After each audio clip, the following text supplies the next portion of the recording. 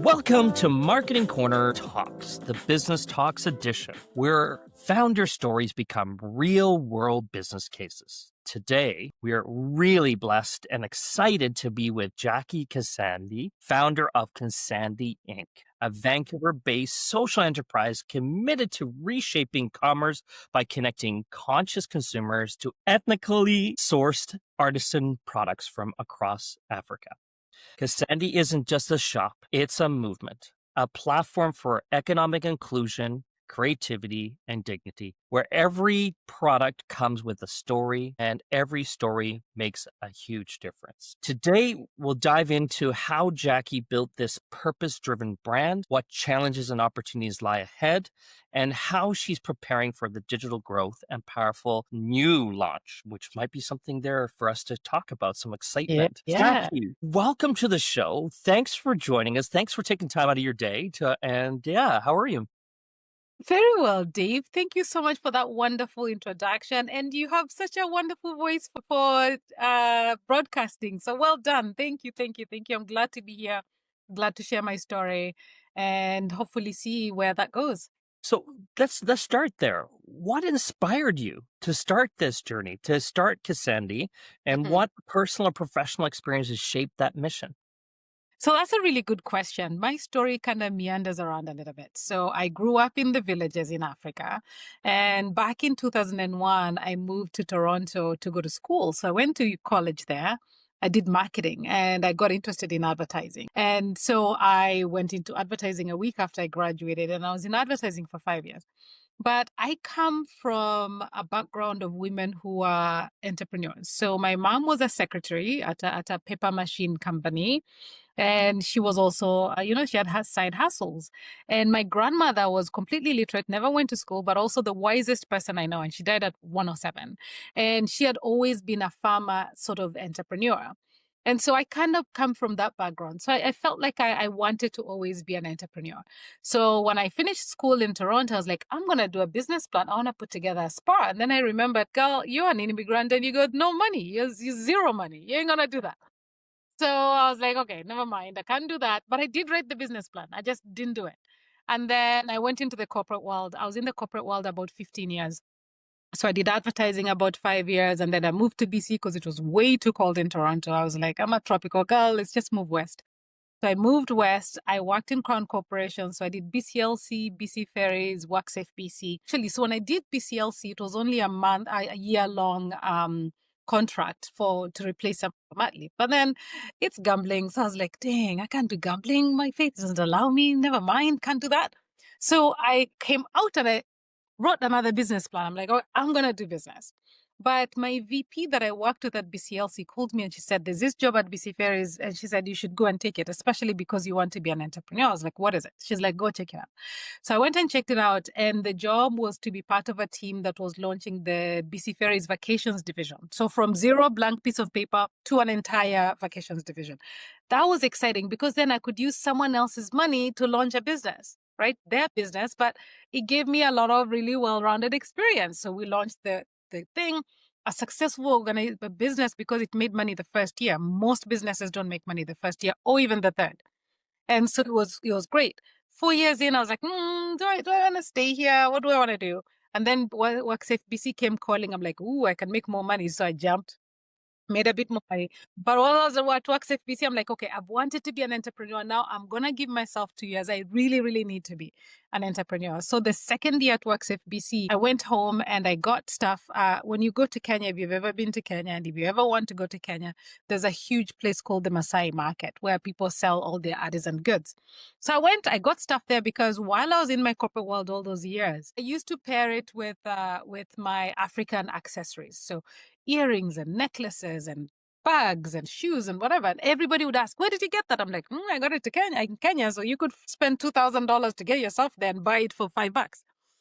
And then that went on for a while. And I'm like, maybe there's a story here because at the core of who I am is to make a difference. And I wanted to support the artisans in Africa. So I was like, wait, what if I unite their stories and the stories of the customers here in North America and give them a global impact by bringing their stuff here to Canada.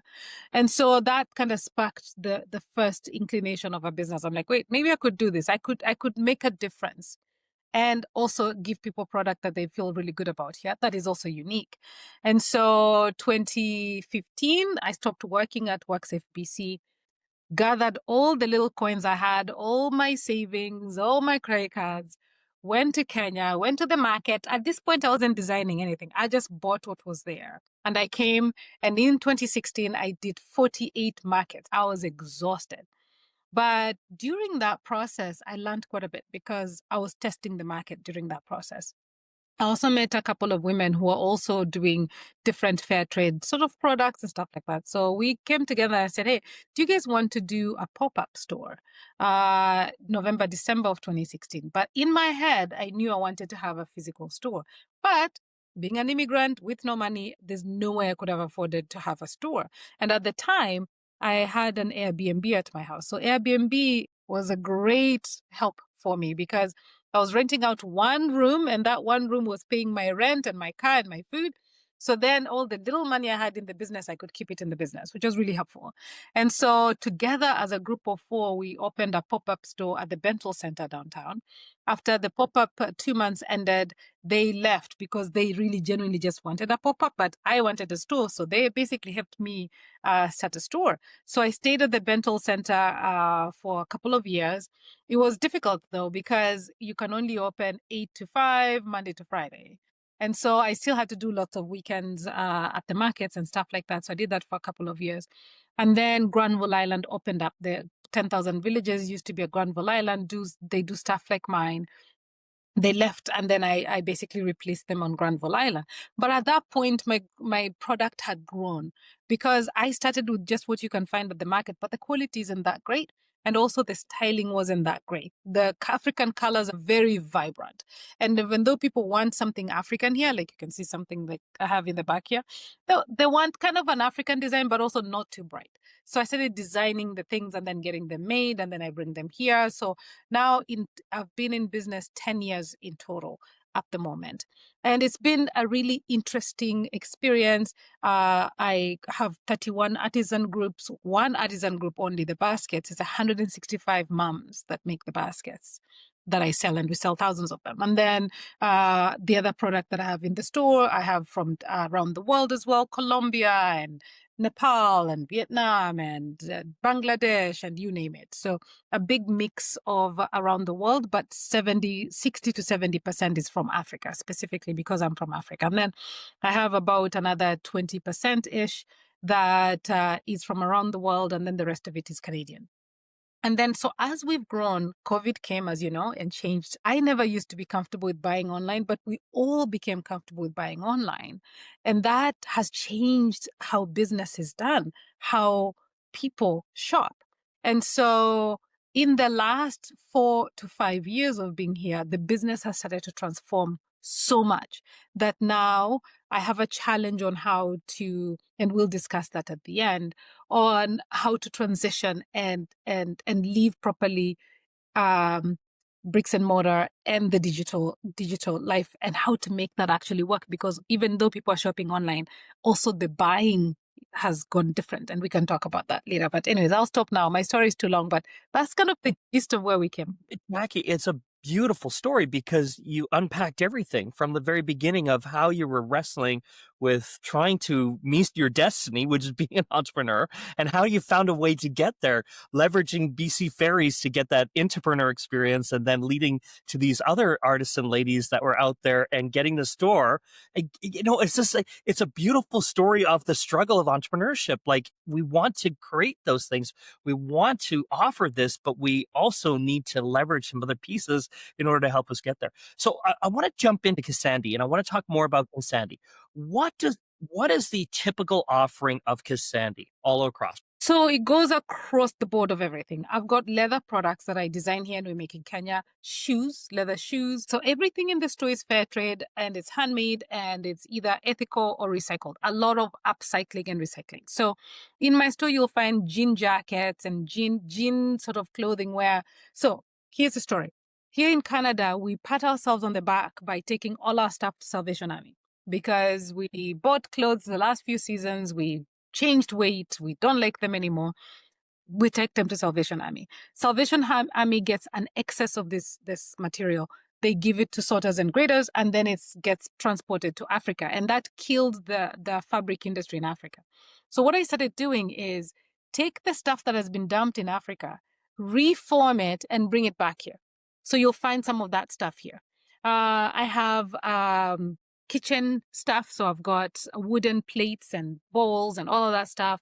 I've got blankets from Nepal, scarves from Nepal, Bangladeshi blankets, which are made out of recycled saris.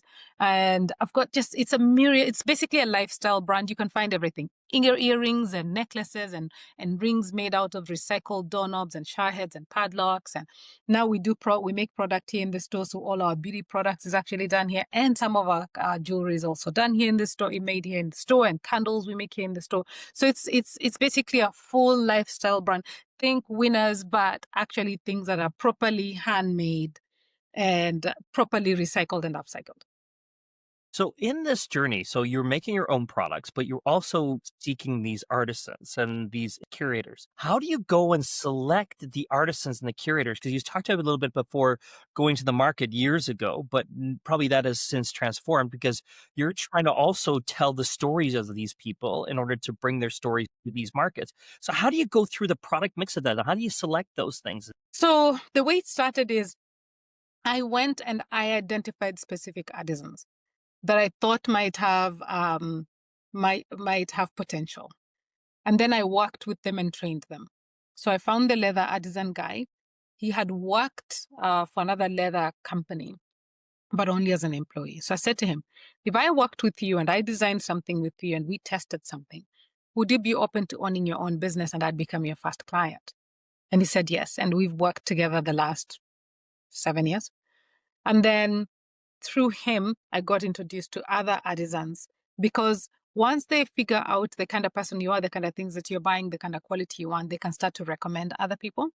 And then he recommended someone who does baskets. I did the same thing. I went all the way, met the women that make the baskets, trained them. And I said, okay, I know we like bright colors here, but in North America, those are not the colors that work. So let's redesign things. Let's make things muted and pastels and all of that stuff. Because everything is made out of sisal fibers and they color everything using plant colors. And so we had to keep testing to see what colors can actually work because they'll get a big bright orange flower that they turn into orange color and it's bright as hell. And now we had to start to figure out and go, how do we take these colors and make them into colors that are not that bright and that work for North America and all that stuff. So I work with them, I train them, we get to a good place and then we start to roll. Same thing with the people who do jewelry. So I make the jewelry in the slums in Kenya. Like if I don't know if you just Google Nairobi slums, you'll find it's one of the biggest slums in Africa. That's where we make the jewelry. And so they take recycled doorknobs and shower heads and all that stuff. They melt it down and then we design things and we make the jewelry that we make out. So out of all of that, I've ended up identifying the people that I wanted to work with, training them and working with them in the designs that we're doing, quality testing, doing all of that stuff. And then when we're at a good state, then we start to roll. Then I can just reorder and reorder and reorder as we go. But yeah, it takes a lot of time and a lot of cost but that's a cost that I incur. I don't put any of that cost on them. Each of them gets to a good place and then I become their first client. It's a brilliant story because you're not only building the relationship with your customer here, understanding your customer wants these and desires here, then going back and being the facilitator of like, oh, let's get that created, but let's also help them build their business because the circle continues. Absolutely. If I help them build their business, they're going to help me build my business and the circle continues. I love it. So when it comes to customers here, how do you communicate the impact and the quality to the customers as they're coming into your store? We have a lot of signage in the store that talks about being fair trade, and then each product has a product card. So if you buy soapstone, the back of the soapstone card actually tells you the story of the soapstones. If you buy leather, same thing. If you buy jewelry, same thing. If you buy all the different things that we actually have product cards that tells people the story. And a lot of people buy the things here to give them as gifts. So that actually becomes really important. So using those cards and telling the story of it, and people come and ask, Oh, where is this from? Oh, this is recycled saris made by women in Bangladesh, and da da da. You tell the story. So I've empowered my staff to be telling those stories, and people love to hear it. So if people come and they've been to Kenya before, they've been to Africa, they've been to other these places, and they get really, really excited. They ask lots of questions. And people who've never been, they're like, I'd love to go. Sometimes they'll just ask questions about the country because they're so interested in it.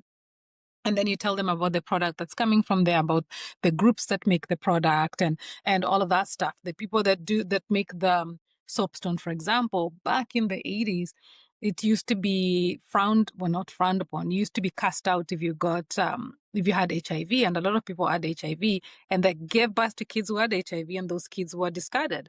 And so they kind of formed a group and started digging out and taking the soapstone out, and then they turn it into all these nice designs that I bring here. They've been in existence now 20-something years, doing really good work. And so when I bring that here and I tell the story, I'm like, this used to be a group of kids who had HIV who needed to survive and decided to create these works and all of that stuff. So all the product has really good stories, but I make sure that we are branding it in a way where we tell the stories as the person is buying the product. But it's also because you're also educating. Mhm. Because that's like I'm learning right now all this new product, like, and how they impacted the society and how they're impacting society now. So this element of the storytelling and education is very meaningful and purposeful to the Kasandy brand. Is that right? And constant. And constant. Yeah.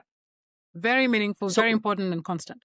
So now transitioning, we talked a little bit about COVID. COVID kind of put a little bit of a little bit of wrinkle in time where we ended up having to force people to go online. So you have started to create that element of that digital storefront. You were primarily a bricks and mortar store for in Granville Island, and now have transitioned over to the digital forefront. So Transitioning. Transitioning still. Okay, so still transitioning. So here's the story of Kasandy. Yeah. Because a lot of the product is unique, I'll have one or two or three, and none of them are the same as each other. So because of that, we didn't post much online because I'll get one or two or three pieces, and then I post online and it's already sold at the store. So we had online, but not as much. And then COVID came. And B, I'm also an immigrant, so it's very difficult to borrow money to be able to have a large amount of inventory so that you can service both online and offline. And also if you want to do online properly, you need to advertise it well or do social media well. Like you need to have a specific focus to it to actually make good money out of it. And so because of our uniqueness of product, I was like, okay, we won't put as much stuff online. We'll put some of the stuff online and that's it. So what we have online is so little compared to what we have in the store. And then COVID came, we couldn't get that much money to advertise, to do all of those things. We put a little bit more online, but we engaged in trying to survive, right? But as the years have gone by, 23 was good. 24, you started to see the big change. It's like, it's changing. Even though people are coming to the store, they're much more like, I'll have people come to the store, see something, go back to the US, and then be like, hey, I saw this thing in the store. Do you have it online? And then we're like, it's not online, but we can sell it to you on the phone. And so customers themselves started to tell me, I want that thing online. I want that thing online. I want that thing online. And so now, since last year to this year, my store used to be on big commerce, but it was just kind of, like a space to have, but not really doing much sales in there. We've moved it to Shopify. And now I actually need to transition fully to be properly, fully digital, because that's where my customer is as well. So we're in the process of transitioning, but it is not my strong suit at all. I need help.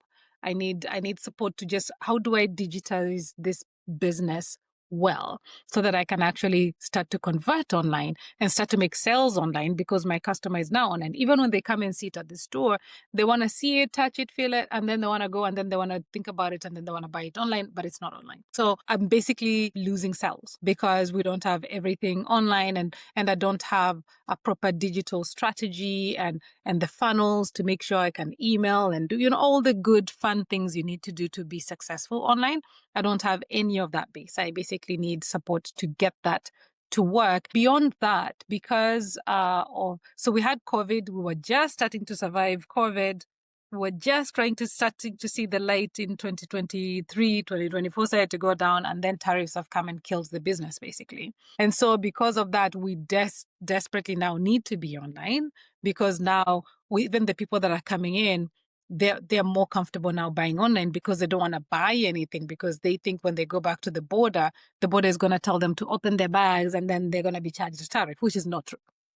So there's that impact as well. But beyond that, for me, specifically for Kasandy, the organization as a social enterprise, I also want to move more into wholesale, which also needs a portal online to be able to do that. But remember that story I told you about the clothing that gets dumped in Africa? We are setting up a project. It's called the Kasandy Circular Economy Initiative. And what we want to do is I want to intercede and stop any fabric from leaving Vancouver. Everything we have here needs to stay here. So the things that can't be donated and can't be mended and all of that stuff, we want to take it, we want to shred it and turn it into construction material. And then we can use it into construction so that we're keeping all fabric here. So we don't have to go and dump anything in Africa or any of that stuff. Anything that can be sold should be sold here. If it can't be sold and can be reused, let's actually turn it into stuff. That's going to be a massive, nice, interesting project. And that needs a really good digital presence to be able to work. Yeah. So anyways, that's a little bit of my digital world. Well, it's interesting because I want to go back. You said you transferred from BigCommerce into Shopify. Mm-hmm. Now, are you using Shopify for your entire in-store and online element, or are you just using it for just the online presence? Just for the online presence. I considered using it for the store, but I haven't done that yet. And I liked having BigCommerce, to be honest. I'm not the biggest fan of Shopify because Shopify is subscription-based. And you need so many apps to be able to do well on Shopify.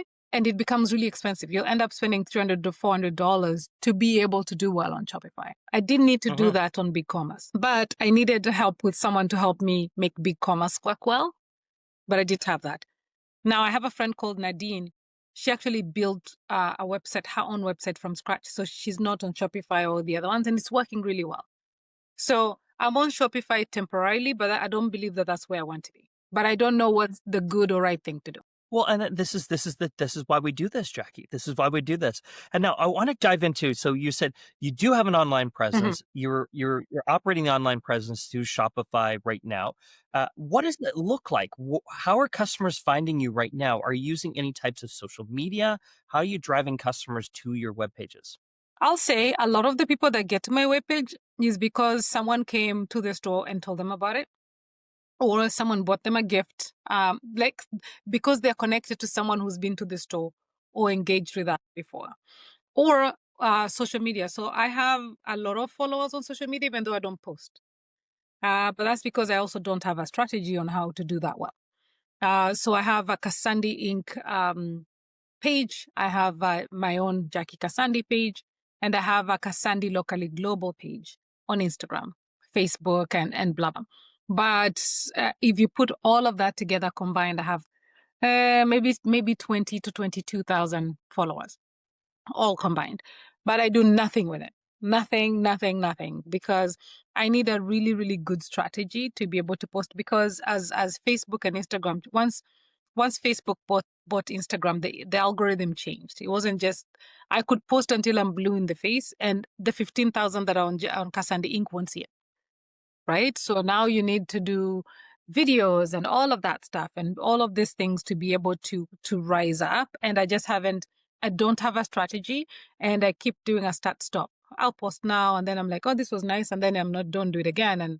And then you get penalized for not doing that, right? So I need a proper strategy and a funnel and all of that stuff to be able to do it well. Because if I advertise, well, like we make stuff in the store, just videos of us making the stuff we make in the store, telling the stories about it, would convert quite well. But I actually need a proper strategy, a proper funnel, a proper all of that digital plan to be able to do it, because our story is compelling. And once I was just making shower steamers, when customers come to the store, they will come and gather around. Some of them are like, do you offer classes? They want to do classes and all that, because it's fascinating. You can see I'm making this, and then you package, and then all of that stuff. So we have a story, and I think we have a way to make money out of it.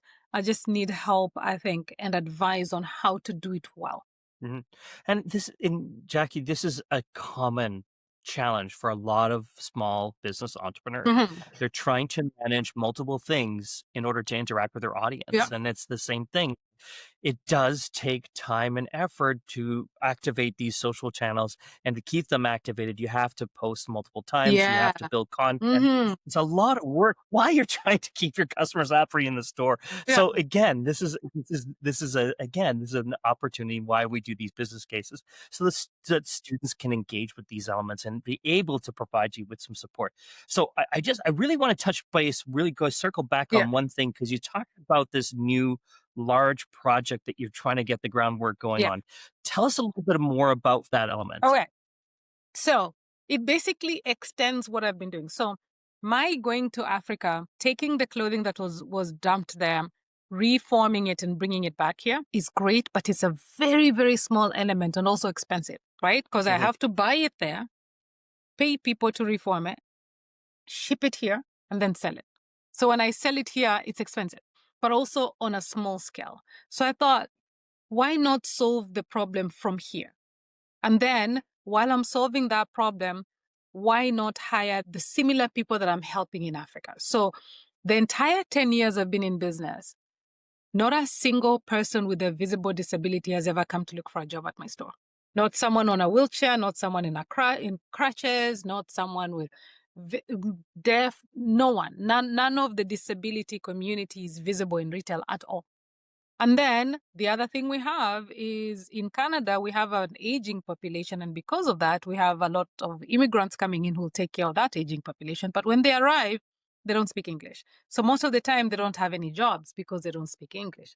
So what if I took those two communities together and employed them in this massive green sustainability project we're going to do, which is extending what Kasandy does, but keeping the jobs and the work here, and coming up with a new sustainable way of creating construction material by using the fabric that we have here that goes in the landfill.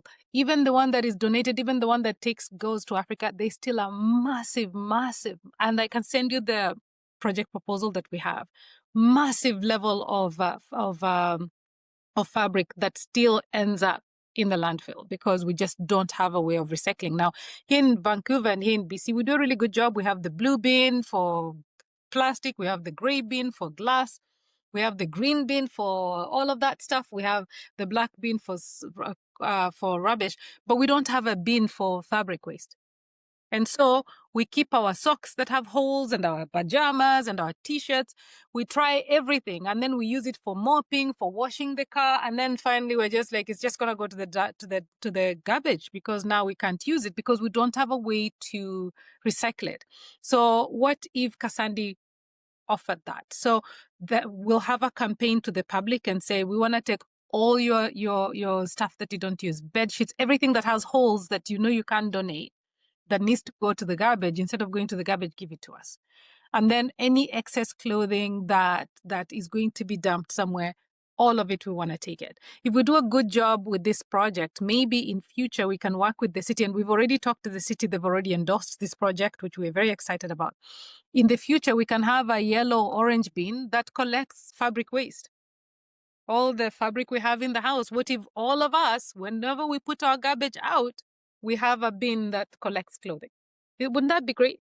Amazing. Awesome. It's exactly what we need. And I love that you're connecting this back to providing opportunities for a variety of people. You said disability, but also newcomers coming into this market. Like there's so much this, and as you said, it's the full circle. So, Jackee, this my mind's blown. There's so many things we need to start tackling here. But so we have all these amazing listeners. How can they follow your journey? How can they support you? How can they support the artisans? How can they connect with you here? All your audience, I believe, are students, right? Students, small businesses, like lots of different people that did tap into it. Excellent.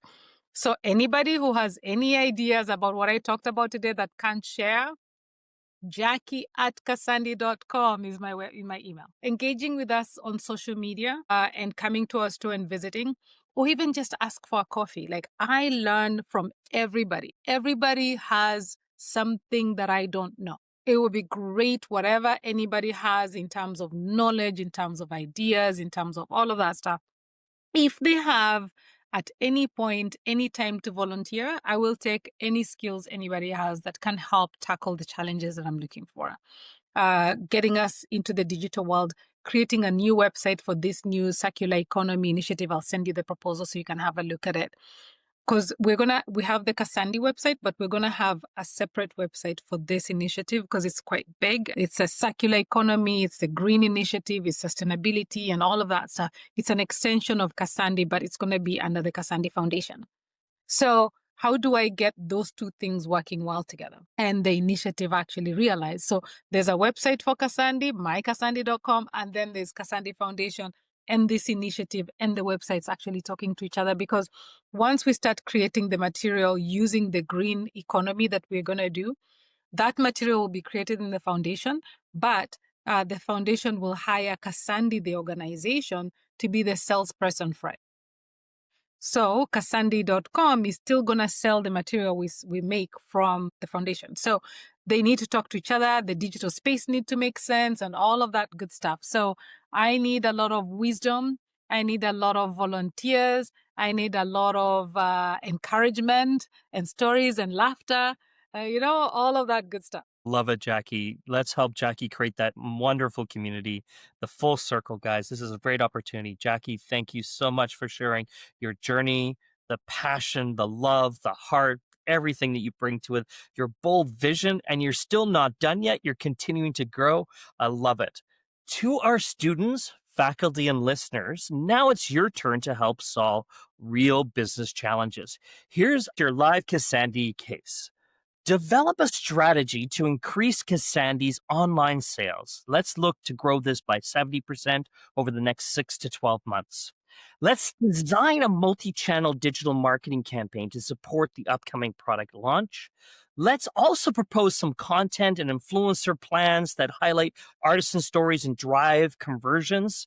And let's think about recommending improvements to Kasandy.com, the website, enhanced usability, SEO, storytelling. And by the way, we heard something in here too. Students out there that have an operations background, there is a beautiful opportunity here to connect both the in-store and out-store and be able to create the omni-channel experience that will allow Kasandy to grow both online and offline. So I love it, guys. Please do contribute. Let's get this rolling. Faculty, if you're teaching marketing, e-commerce, social entrepreneurship, this is a perfect live case to bring into your classroom.